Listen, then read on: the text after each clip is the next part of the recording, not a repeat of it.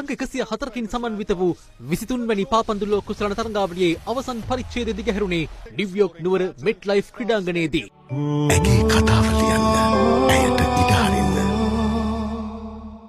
Latin ඇමරිකානු පාපන්දු කලාවේ ජවය සහ යුරෝපීය ක්‍රීඩා රටාවේ අසම සමවේගී එකිනෙකා හමුවන ඓතිහාසික මොහොතක් සනිටුහන් කරමින් ආර්ජන්ටිනාව සහ ස්පාඤ්ඤය මෙවර ලෝක කුසලානේ අවසන් සටනේ ප්‍රතිවාදීන් බවට පත් වුණා.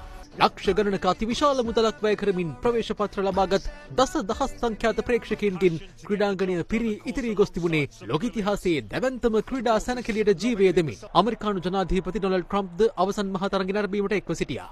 මීට වසර ගණනාවකට පෙර ලියනල් මෙසීගේ සුරතේ සිටි බිලිඳු ලැමින් යමාල් අද මෙසීට මෙරෙහිව ලෝක කුසලාන අවසන් මහා තරඟබිමේ සටන් වදිනට තරම් කාලය ලැබූ වෙනස කාගෙත් වැඩිම අවධානය දිනාගත් කරුණ බවට පත්ව තිබුණා. ආර්ජන්ටිනාව සිය ලෝක ශූරතාව රැකගැනීමේ අභිමානවත් බලාපොරොත්තුවෙන් පිටට පිවිසෙද්දී ස්පාඤ්ඤ පැමිණියේ වසර 16ක ලෝක කුසලාන පිපාසය නිවා ගැනීමේ දැඩි අදිටනින් යුතුවයි. තරගයට පෙර ලුවී විටෝන් සන්නාමය සහිත සුවිශේෂී බහලුමක බහලු රන් කුසලානය පිටියේ මැදට රැගෙනාවේ ස්පාඤ්ඤ සුපිරි ටෙනිස් ක්‍රීඩක කාලෝස් අල්කරාස් සහ දකුණු කොරියානු නිලි හොයෝන් විසින්. කණ්ඩායම් දෙකම සිය ජාතික ගී ගායනා කිරීමෙන් අනතුරුව තරගය ආරම්භුණා. ස්ලෝවේනියා විනිසුරුවරයාගේ සංඥාවෙන් මෙලෙස ආරම්භ වූයේ ලොව පුරා කෝටි සංඛ්‍යාත පාපන්දු ලෝලීන්ගේ වේගවත් හදගැස්මයි. The day a planet stops for a game.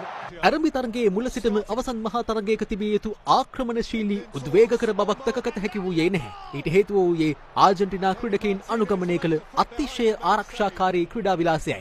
පළමු අර්ධය නිමවන විට කණ්ඩායම් දෙකම ගෝල් රැස් කරගෙන සිටියේ නැහැ. පළමු අර්ධයෙන් පසු ක්‍රීඩාංගණයේ උණුසුම ඇති කළේ මැඩෝනා, ශකීරා, ජස්ටින් බීබර් සහ BTS කණ්ඩායමේ සුවිශේෂී සහභාගීත්වයෙන් පැවති ප්‍රසංගයයි. තරගයේ දෙවැනි අර්ධයේ නියමිත කාලයේ පුරා එකම අවස්ථාවකදීවත් ආර්ජන්ටිනා ක්‍රීඩකයින් ප්‍රතිවාදී දළ වෙත පන්දුව යොමු කිරීමට උත්සාහ නොකිරීම කැපී පෙනුණු අතර තරගයේ වැඩිම කාලයක් පන්දුව රැඳී තිබුණේ ස්පාඤ්ඤ සතුවයි.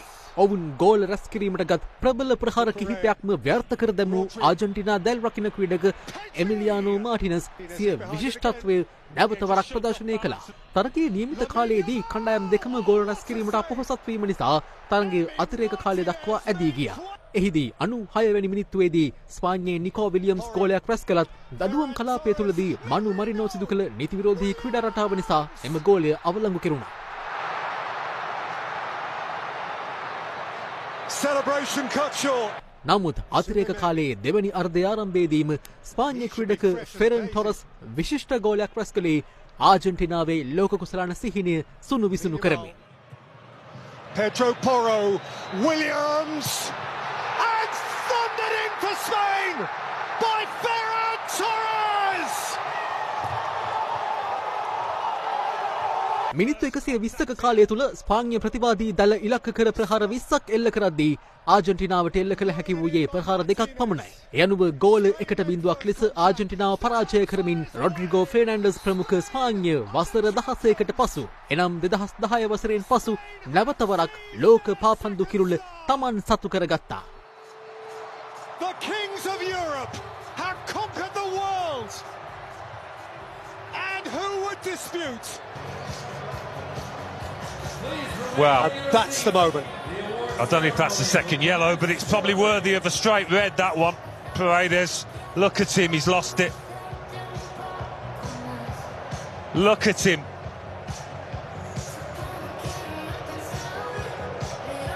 ස්පාඤ්ඤ ලෝක කුසලාන අවසන් තරගයකට සුදුසුකම් ලැබූ අවස්ථා දෙකේදීම ශූරතාව දිනා ගැනීම කැපී පෙනුණා. ගියවර පාපන්දු ලෝක කුසලානය අතදැරූ සුපිරි ක්‍රීඩක ලියනල් මෙසීට මෙවර ලෝක කුසලානය අවසානයේ පිටියෙන් සමුගන්නට සිදු වූයේ හිස් අතින් සහ කඳුළු පිරි දෑසින්. Seemingly having walked away from තරඟාවලියේ පුරා දැක් වූ අසම සම දක්ෂතාව වෙනුවෙන් හොඳම දළ රකින්නාට හිමි ගෝල්ඩන් ග්ලව් සම්මානය ස්පාඤ්ඤයේ උනායි සිමෝන් හිමි කරගත් අතර සමස්ත තරඟාවලියේ වටිනාම ක්‍රීඩකයාට හිමි ගෝල්ඩන් බෝල් සම්මානයෙන් පිදුම් ලැබුවේ ජයග්‍රාහී ස්පාඤ්ඤ කණ්ඩායමේ නායක රොඩ්රි. අමරිකානු ජනාධිපති ඩොනල්ඩ් ට්‍රම්ප් සහ ෆිෆා සභාපති ගියානි ඉන්ෆැන්ටිනෝ අතින් අභිෂේක ලැබූ ස්පාඤ්ඤ නායක රොඩ්රි 23 වැනි පාපන්දු ලෝක කුසලානය අභිමානයෙන් සිය දෝතට ගත්තේ මෙලෙසින්.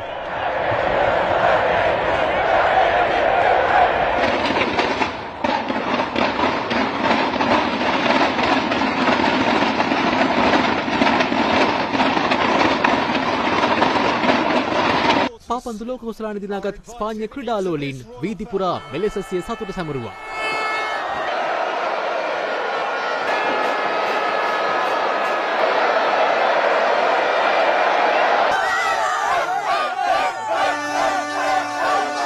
මේ අතර අවසන් තරගයෙන් පසු ආජන්ටිනා පුහුණුකරු සංවේදී වූයේ මේ ආකාරයෙන්. Y me duele el alma. Lo siento. Vamos.